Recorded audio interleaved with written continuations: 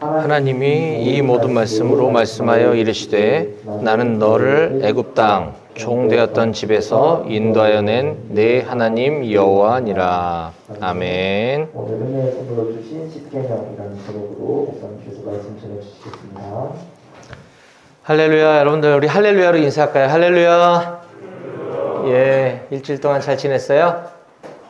예, 날씨가 많이 더워지고 있는데 여러분들 건강관리 유념 해야 될 것 같습니다. 이게 철원이 여름에는 무척 덥고 겨울에는 무척 추운 동네인 것 같아요. 그래서 아침 저녁으로 아직도 쌀쌀하니까 건강 각별히 잘 신경 써주시기 바라고. 오늘 조금 빈자리가 많이 있네요. 오늘 뭐 무슨 일 있나? 출타 많이 나갔나? 알파 왔어요? 알파? 예, 브라보? 예, 차리? 본부. 골고루 오긴 왔는데 조금씩 인원이 줄어서 그렇구나. 예, 하여튼 잘 왔습니다. 여기 오신 분들 너무너무 환영하고 축복해요. 자, 지난 시간에 저는 사도 바울이 갈라디아 지방에 보낸 편지인 갈라디아서 3장 말씀을 가지고 율법과 믿음의 관계라는 제목의 하나님 말씀을 전했습니다. 우리가 신앙생활, 교회를 오래 다녔음에도 불구하고 이 율법과 믿음, 율법과 은혜에 대해서 자꾸 혼동하는 일들이 꽤 많은데 이게 사실 그렇게 어렵지 않은 것인데 어렵게 받아들였던 부분들이 좀 있는 것 같아서 그걸 좀 정리를 하는 시간을 가졌는데요. 지난주일 말씀이 오늘 본문과 오늘 말씀과 연결이 되기 때문에 지난주일 말씀을 잠깐 복습해 보면 바울은 갈라디아 지방에 편지를 보내면서 사도 바울이 보낸 다른 여러 서신서들과 달리 굉장히 강도 높은 어조로 막 욕까지 써가면서 편지를 보내는 것을 볼 수 있었어요. 갈라디아서 3장 1절에 보면 이거를 이제 우리 성경에는 좀 점잖게 표현을 했지만 이거를 원문으로 보면 거의 뭐 욕 수준으로 이 정신 나간 갈라디아 사람들아, 이 멍청한 갈라디아 사람들아, 이런 표현이라고 그랬어요. 자, 그렇게 이제 편지를 시작되는 이유는 책망을 하는 거죠. 바울이 왜 갈라디아 지방 성도들에게 이렇게 화가 나서 편지를 보냈을까라는 것인데, 우리가 오직 믿음으로만 구원을 얻는다고 하는 이 단순하면서도 아주 기본적인 진리에서 벗어나 다시 옛날로 회귀하려고 하는 유대인들은 예수님을 만나기 전에는 율법을 다 지켜야지만 구원을 얻을 수 있다고 하는 이런 잘못된 신앙관으로 이제 지내다가 예수님이 오시면서 그게 아니야, 오직 믿음으로만 구원을 받는 거야 라고 하는 가르침을 받았음에도 불구하고 자꾸 여러 가지 다른 가르침, 이단적인 사상에 미혹돼서 다시 율법의 행위로 돌아가려고 하는 그것에 대한 책망으로 갈라디아서 편지를 보냈다라고 했습니다.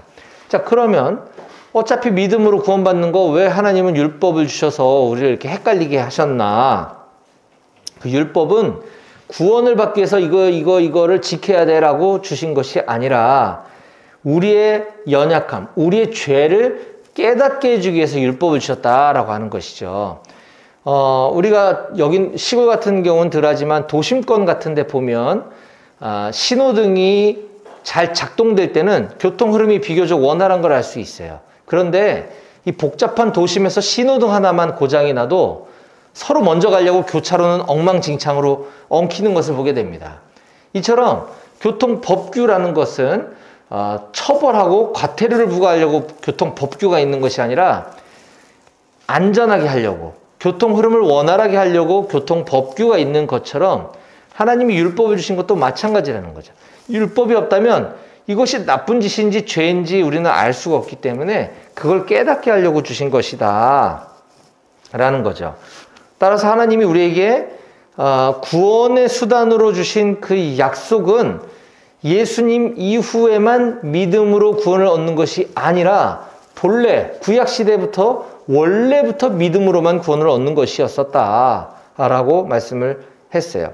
갈라디아서 3장 16절에 이 약속은 아브라함은 그들의 완전 조상이죠.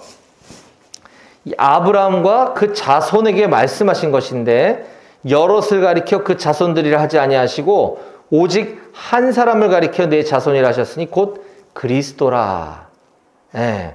예수 그리스도 안에만 있으면 되는 것인데 이거를 어리석게도 그때는 이해하는 것 같다가 조금 시간이 지나면 다시 율법으로 돌아가려고 하는, 율법으로만 구원은, 왜냐하면 이게 인간 본성이기 때문에 그래요. 이 세상에는 많은 신앙들, 종교들이 있지만 오직 기독교, 오직 개신교회를 제외한 다른 모든 종교들은 뭔가를 열심히 해야지 구원을 받는다고 가리킨단 말이에요. 모든 종교가 다 그래요. 뭐를 절을 많이 해야 되고, 뭘 잘해야 되고, 뭐를 많이 갖다가 바쳐야 되고, 어떤 지성이면 감천, 뭐 이런 모든 것들이 인간의 노력과 행위를 강조하는 것이거든요.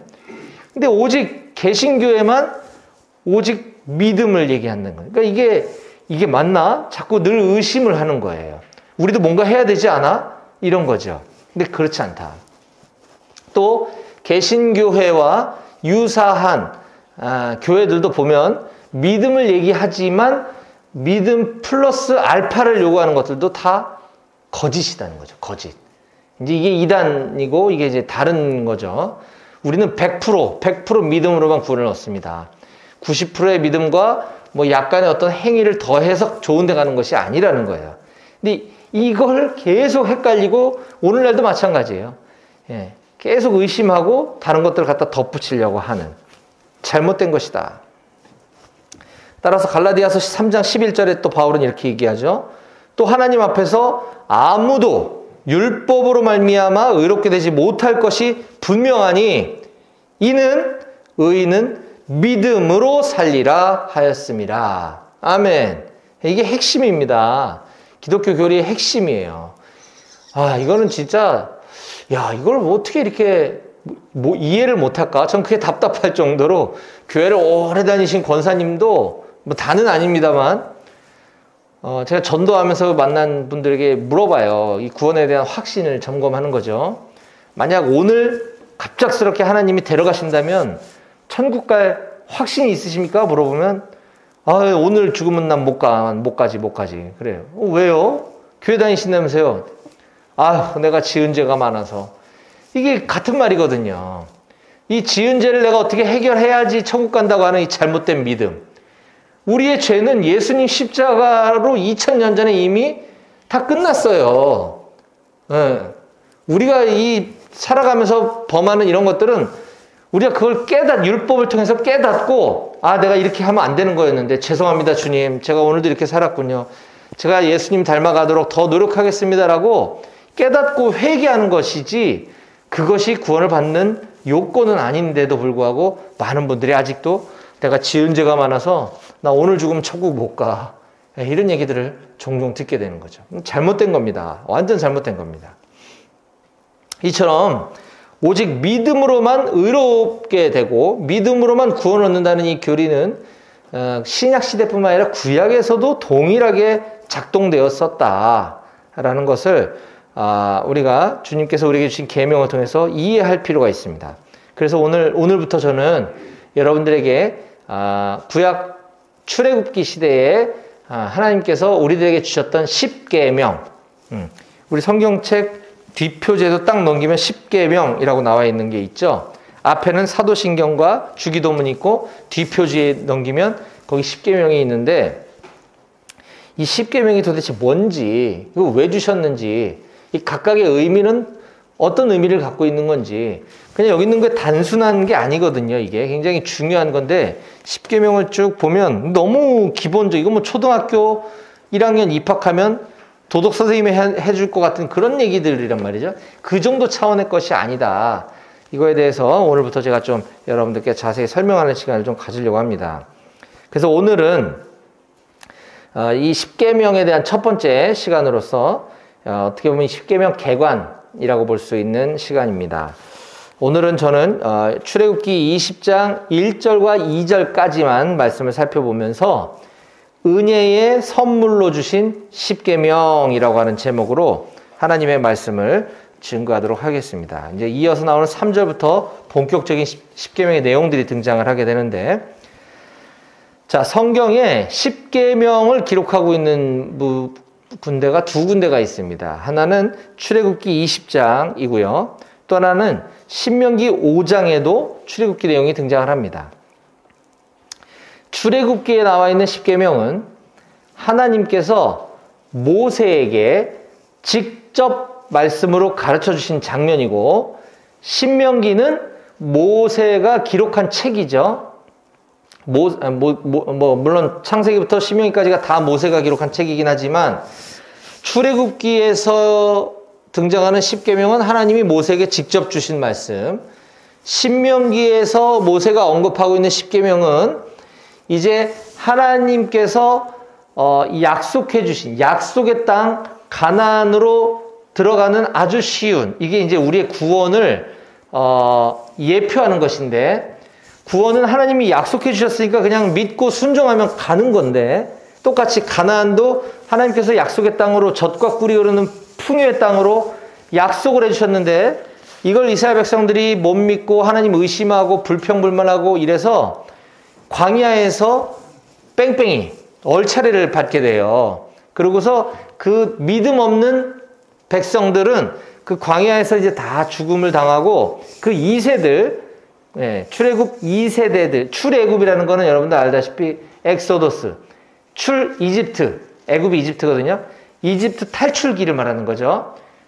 이스라엘은 이집트의 노예 생활을 오랫동안 하고, 하나님이, 오로지 하나님께서 이스라엘 백성을 그곳에 끌어내다가 이제 구원시켜 주시는 그 여정이 펼쳐지는데, 이때 의심하고 믿지 못했던 이스라엘 백성들은 다 광야에서 죽음을 당하고, 그 2세들이 이제 약속의 땅에 들어가게 됩니다.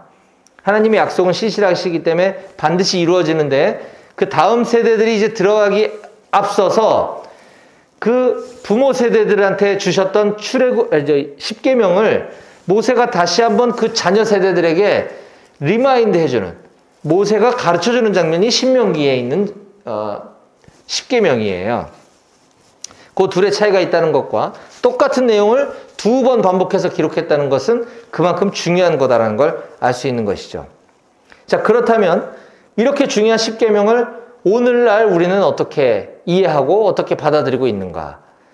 사실 주기도문, 사도신경, 십계명, 이것이 성경책 앞장과 뒷장에 있을 정도로 우리의 신앙이 굉장히 중요한 것임에도 불구하고, 어찌 보면 사도신경이나 주기도문에 비해 상대적으로 십계명은 덜 가르쳐지고 우리가 잘 이해하지 못하고 있는 부분이다라는 안타까움이 좀 있어서 제가 이거를 좀 말씀을 준비해야겠다는 생각을 하게 된 것입니다. 자, 왜 그런가 생각을 해봤더니, 사도신경은 어떻게 보면 신앙의 기본 교리를 잘 집대성해 놓은 신조거든요. 그러니까 중요한 것 같아 보여요. 주기도문, 주님이 우리에게 너희는 이렇게 기도해라 라고 가르쳐 주신 기도문이기 때문에 중요해 보이죠. 근데 십계명은 뭐 하나님이 주셔서 중요한 것 같긴 한데, 내용을 봤더니 너무 부모를 공경해라, 살인하지 말라, 간음하지 말라, 너무 당연한 얘기들이 기록되어 있기 때문에 우리가 이걸 너무 가볍게 여기고 있는 것은 아닌가. 근데 그 정도 수준이 아닌데, 그래서 이제 그 이야기를 오늘부터 시작해서 이제 하려고 하는 것입니다. 자, 그러면 이제 본격적인 십계명의 얘기로 한번 들어가 보겠습니다. 자, 성경에는, 특히 구약 성경에는, 그 중에서도 구약 성경 맨 앞에 나오는 창세기, 출애굽기, 레위기, 민수기, 신명기, 요 5권을 일컬어 모세오경이라고 얘기합니다. 모세가 기록한 5가지 경전이라는 거죠.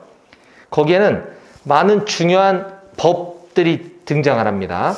자, 여러분들 율법, 계명 이러면 같은 단어로 이해하셔도 괜찮아요. 자, 율법이라는 단어를 쓰기도 하고 계명이라는 단어를 혼용해서 쓸 건데, 이런 많은 법들이 등장을 하는데, 우선 출애굽기 20장 신명기가 십계명이 끝나고 그다음 22절부터 등장하는 법은 제단에 대한 법에 대한 내용이 기록이 되어 있고요. 또 그 다음 장인 출애굽기 21장에는 종에 관한 법, 우리 그 출애굽기 21장을 한번 넘겨보시면, 오늘 본문이 20장이죠. 그 다음 장인 21 20장을 보면 거기에 단락별로 소제목들이 붙어 있을 거예요. 다 보면 종에 관한 법, 뒤에 12절부터는 폭행에 관한 법, 뭐 28절 임자의 책임, 22장에 넘어가면 배상에 관한 법, 16절에 도덕에 관한 법, 23장 공평에 관한 법, 쭉 무슨 법 계속 법 얘기가 나오죠. 예. 그렇게 출애굽기도 온통 법에 대한 이야기들이 많이 등장을 하고요. 그 출애굽기 다음에 나오는 레위기는 거의 대부분이 다 법입니다. 뭐 제사에 관한 법, 제사는 무슨 제사가 있다. 무슨 제사를 드릴 때는 어떻게 해야 된다. 이게 다 법이잖아요. 규칙이죠. 예. 이런 제사에 관한 법, 뭐 성결에 관한 법, 하나님의 선택받은 거룩한 백성들로서 너희들은 이러하게 성결하게 살아라. 이런 내용들이 레위기의 거의 전반을 차지하고 있습니다. 그리고 신명기 12장부터 26장까지도 온통 아까 얘기한 출애굽 2세대들 하나님이 구원해 주셔서 약속의 땅으로 들어가게 될 그 하나님의 백성들이 지켜야 될 법들로 가득 차 있습니다. 그래서 이거 그냥 퉁쳐서 신명기법이라고도 합니다. 자, 이렇게 많은 법들이 있는데 여기서 우리가 알아야 될 중요한 포인트가 하나 있는데 성경에 나오는 많은 법들, 오늘 우리가 나눌 10계명도 법이죠. 하나님께서 주신 계명, 율법이니까요. 이 10계명을 제외한 나머지 이 많은 수많은 법들은 전부 다 하나같이 하나님께서 어떤 대리자에게 얘기해 주시고 너는 가서 이렇게 전하라. 너는 가서 이렇게 가르쳐라 라고 얘기를 하십니다. 자, 출애굽기 20장 22절을 한번 보겠습니다. 20장 22절입니다. 오늘 본문인 20장, 우리 1, 2절을 아까 읽었죠? 조금 내려가면 20절. 한번 같이 읽어볼까요? 아니, 제가 읽어볼게요. 앞부분만 읽을 거예요. 출애굽기 20장 22절. 여호와께서 모세에게 이르시되 너는 이스라엘 자손에게 이같이 이르라 하고 블라블라블라. 자, 여호와께서 모세에게 이르시되, 여호와께서 모세에게 얘기하신 거예요. 너는 이스라엘 자손에게 가서 전해라.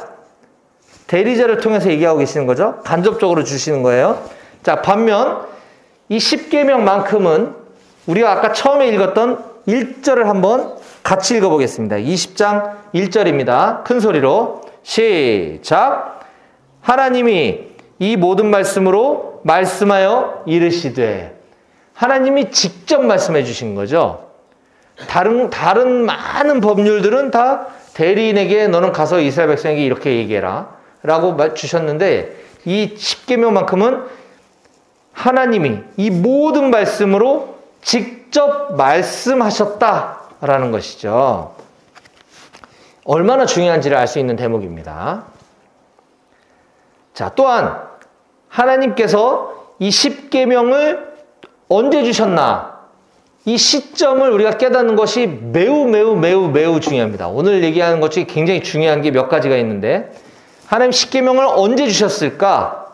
자, 2절 말씀입니다. 같이 한번 읽어볼까요? 좀 더 크게 2절 다 같이 시작. 나는 너를 애굽 땅 종되었던 집에서 인도하여 낸 내 하나님 여호와이니라. 네, 이거는 나는 여호와다라는 걸 얘기하시지만 거기에 보면 힌트가 있죠. 나는 너를 애굽 땅 종되었던 집에서 인도하여 낸, 즉 애굽 땅에서 종으로 살던 땅에서 인도하여 낸 게 지금 10계명을 주신 시점에 이전에 발생한 사건이라는 걸 알 수 있죠. 맞나요? 네, 이해를 잘 해봐요. 지금 10계명을 하나님께서 직접 얘기해 주시는 장면이에요. 근데 과거를 얘기하고 계시죠. 나는 너를 애굽 땅 종되었던 집에서 인도하여 냈었던 하나님이잖아. 그쵸? 그러면 애굽 땅에서 아까 잠깐 언급했지만 이집트에서 노예 생활로 죄 종로로 타던 이스라엘 백성들을 하나님이 구원해 내신 것, 이거는 오늘날 하나님을 알지 못해서 죄 가운데 거에 살다가 하나님의 은혜로 우리를 예수님 믿게 만들어 주시고 기독교인이 될 수 있도록 구원해 주신 것과 같은 사건이거든요. 즉 10계명은 하나님이 먼저 이스라엘 백성들을 구원해 주시고 나서 그 다음에 주신 계명이라는 걸 알 수 있죠. 그렇죠? 이게 왜 중요하냐면 아까 서두에 제가 얘기했던 것처럼 계명을 지켜야 구원받을 수 있고 율법을 잘 지켜야지만 천국 갈 수 있다는 믿음이 얼마나 잘못된 것인가를 알려주는 것이죠. 이미 구원받은 백성에게 주신 게 계명인데 계명을 지켜서 구원받는다는 게 모순이지 않습니까? 맞죠? 예, 이게 매우 매우 중요한 포인트입니다.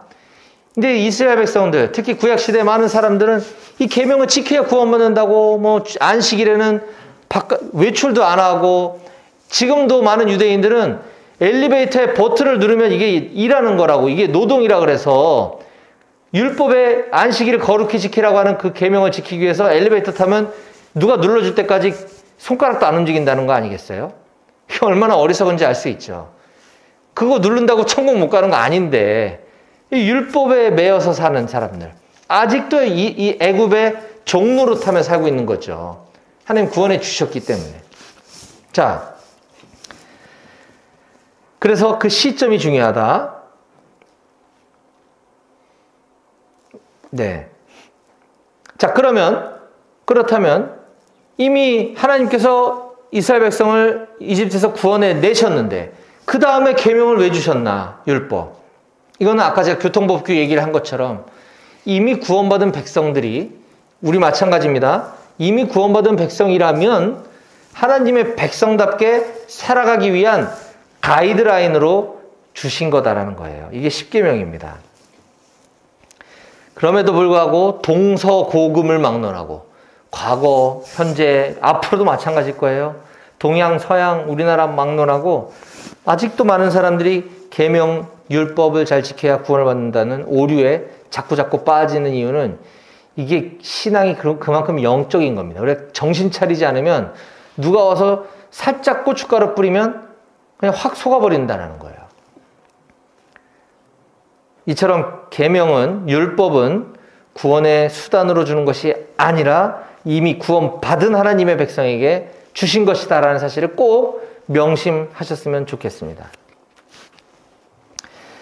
그게 견고하게 딱 서야 구약의 하나님은 오늘도 이렇게 가르치는, 요즘에도 이렇게 가르치는 얘기를 제가 들은 적이 있어서 하는 얘기예요. 너무 답답한 거죠. 구약의 하나님은 율법의 하나님이고 구약시대는 율법을 잘 지켜야 구원받았고 왜? 예수님이 안 오셨으니까. 신약에는 예수님이 오셨기 때문에 믿음으로 구원을 받는다. 그래서 구약은 율법시대, 신약은 은혜시대 이렇게 얘기하시는 분들이 있는데 아니다. 아니에요. 원래 은혜예요. 하나님은 은혜십니다. 율법도 은혜로 주신 거예요. 이걸 확실하게 정리하고 다음부터는 다시 이런 것들이 헷갈리지 않았으면 좋겠어요. 구약의 하나님도 마찬가지로 이스라엘 백성들이 이 율법이나 계명을 잘 지켜야 구원을 해주시겠다는 것이 아니라 하나님의 은혜의 선물로 주신 게 율법이다라고 하는 것입니다.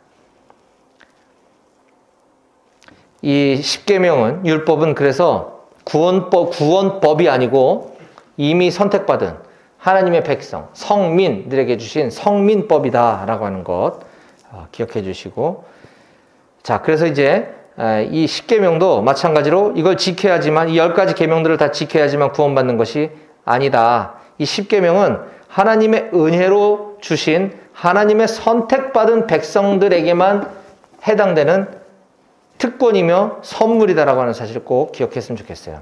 그래서 예수님께서 이렇게 말씀하신 적이 있습니다. 마태복음 5장 17절과 18절인데요.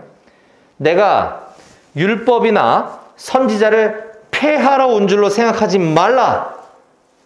예수님 분명히 이렇게 얘기했는데 오늘날 왜 목사님들이 구약은 율법시대, 신약은 은혜시대라고 얘기하는지 모르겠어요. 예수님은 내가 율법을 폐하러 온 줄로 생각하지 말라라고 말씀하셨거든요. 폐하러 온 것이 아니라 완전하게 하려 함이라. 진실로 너에게 이르노니 천지가 없어지기 전에는 율법의 1.1획도 결코 없어지지 아니하고 다 이루리라. 율법 없애지 않을 거야. 내가 율법 없애려고 줄 착각하지 마. 라는 말씀이죠. 그러면서 그 뒤에 이런 말까지 덧붙이십니다. 그러므로 누구든지 이 계명 중에, 이 율법 계명 중에 지극히 작은 것 하나라도 버리고 또 그같이 사람을 가르치는 자는 천국에서 지극히 작다 일컬음을 받을 것이요. 누구든지 이를 행하며 가르치는 자는 천국에서 크다 일컬음을 받으리라. 아멘. 이거 굉장히 놀라운 말씀이죠. 이 계명 중에 지극히 작은 거 하나라도 버리고, 그러니까 이 계명을 잘 못 지킨 게 있고, 또 그렇게 사람을 가르치는 자도 천국에서 작다 일컬음을 받는다는 건 뭐예요? 천국에 들어갈 수는 있다라는 거죠. 그러니까 계명을 못 지켜서 천국에 못 들어가는 게 아니라고 정확하게 말씀해 주고 계시는 겁니다. 자, 그런데 우리가 여기서 한 가지 조금 이제 심화 학습 단계로 좀 들어가면, 이 구약에서의 율법과 신약에서의 율법은 그 역할에 약간의 차이가 있어요. 예, 요거는 아마 들어보기 쉽지 않았을 텐데.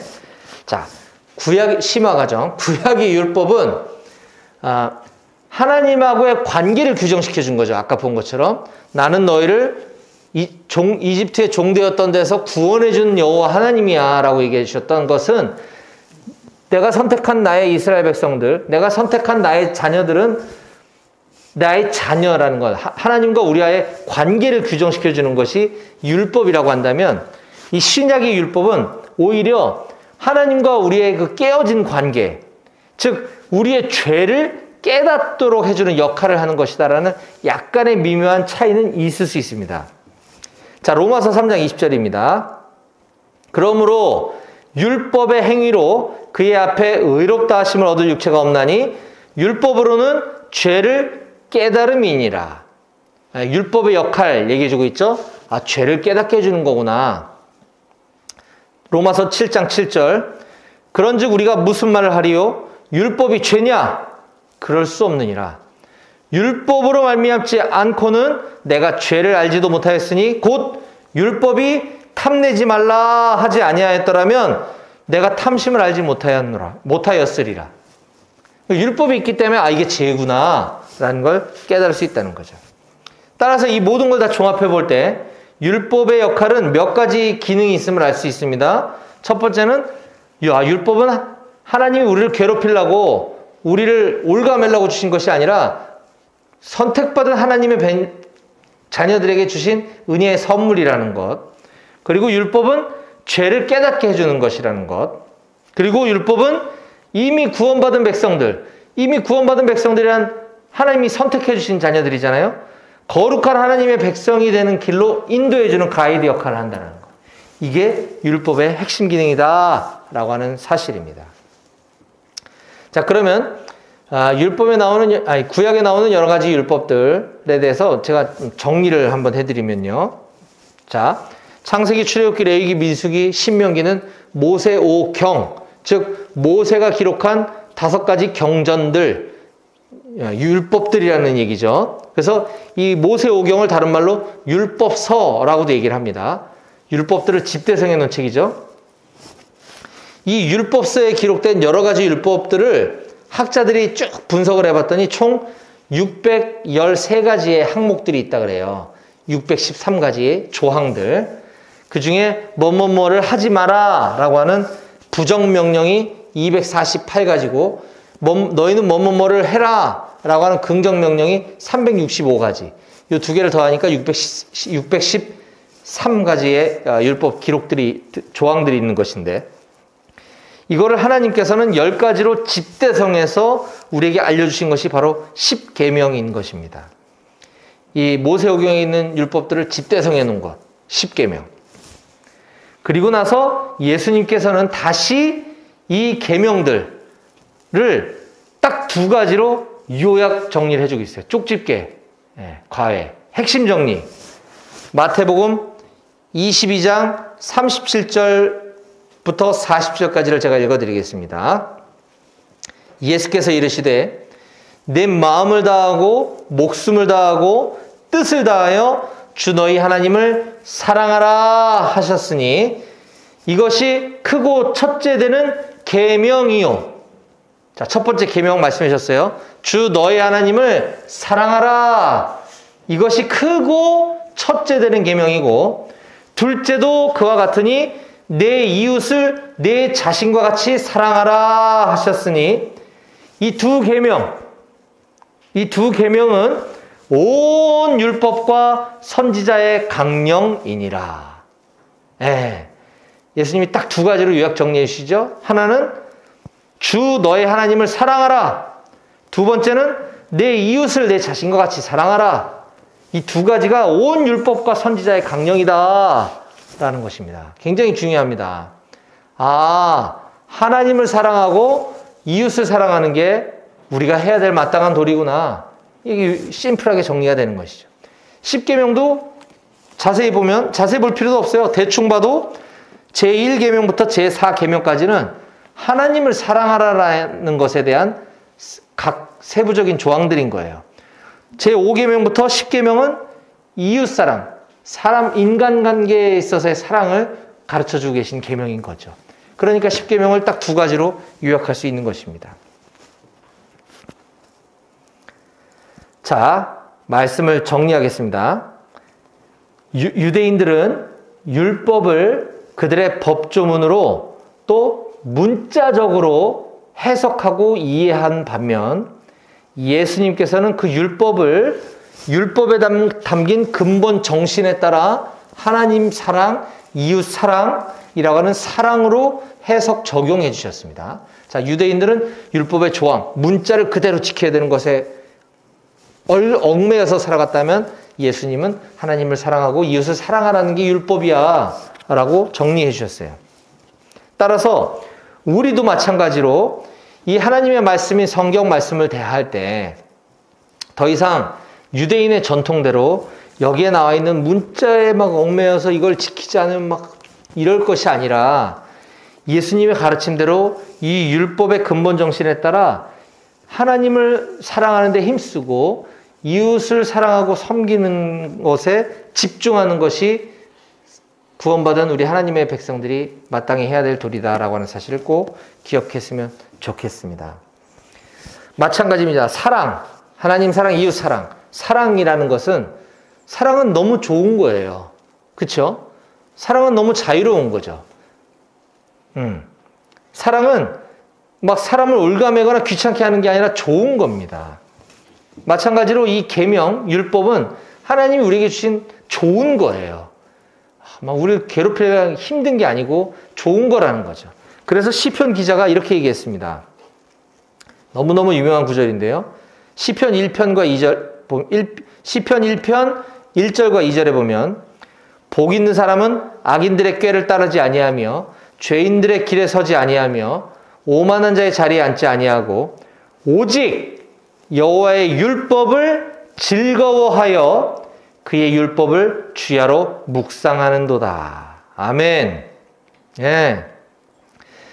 지금 이 시편 기자의 고백처럼 하나님께서 우리에게 선물로 주신 이 좋은 것, 이 즐거운 율법을 우리도 기뻐하며 즐거워하며 너무너무 기쁘고 좋아서 이 율법을 수시로 묵상하고 그 말씀을 지켜 살아내는 우리 모두가 다 되실 수 있기를 주님의 이름으로 간절히 축원합니다. 아멘. 기도하시겠습니다.